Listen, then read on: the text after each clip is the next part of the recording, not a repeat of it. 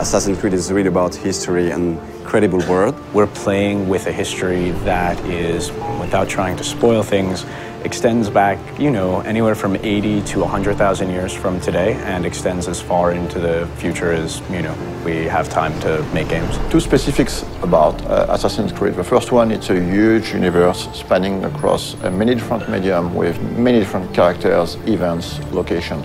The second one is the community. The community on Assassin's Creed is extremely knowledgeable about this universe and also has very high expectation about what's coming next in terms of story. So putting all these things together, we realized it was time to fit everything into one reliable source of information. Actually, it really has been a back and forth process between the Encyclopedia writers and the games writers to make sure that all the content of the book, of the Encyclopedia, is really accurate. Well, we start by going through all the data, and then we would decide on what articles we wanted to do. And once we had that settled, we would write down a brief description of the article, send it out to the external writers, who would then return the full content to us. The best part about this project was adding new content.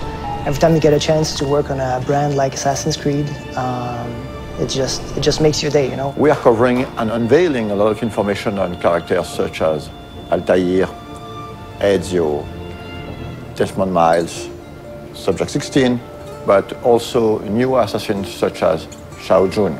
One of the very first challenges was dealing with so much data. Assassin's Creed has been around for a while and has a wealth of information from both the story standpoint within the game universe and just history in general. So going through all of that and figuring out what might be most interesting to put in the encyclopedia was very much the first challenge that I encountered.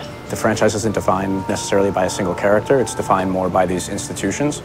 So we have the option of moving in and out of different historical periods, different geographical locations, different individual important events throughout human history. And so we have a wide variety of options, a lot of different material that we can mine for ideas and stories. Imagine this project as a huge puzzle with thousands of different pieces involving a lot of different people. We have tools to track all the narrative threads that we're creating. So we have database, we have Bibles, we have some visual guidelines. So my main role is to make sure everything fits together.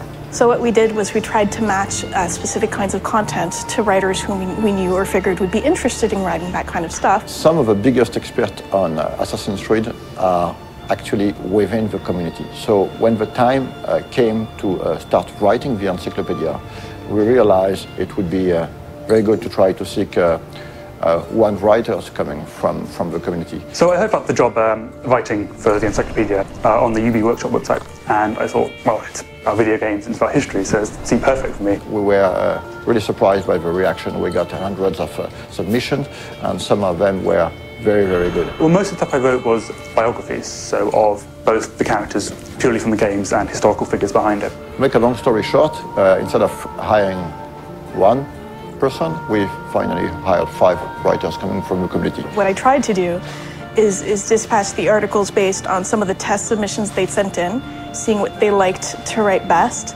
and then we kept it contextually similar. We tried to minimize the risk of bad overlapping and maximize the opportunities of cross-referencing. As for the design aspect of the encyclopedia, we worked with a local agency called Double Echo. They were crucial to the creative process. For example, during earlier discussions, we decided to only use production concept arts to illustrate the encyclopedia as opposed to 3D renders or marketing assets. The role of concept art is very important in the conception of a game. During the early stage of conception, we work on very high-level concepts. So it's about silhouette, a mood, skylines of the city, treatment for the characters, colors. It's quite remarkable how much of the stuff does have its ties to reality and things that really happened. And I'm pretty sure that readers will discover some really interesting and new information.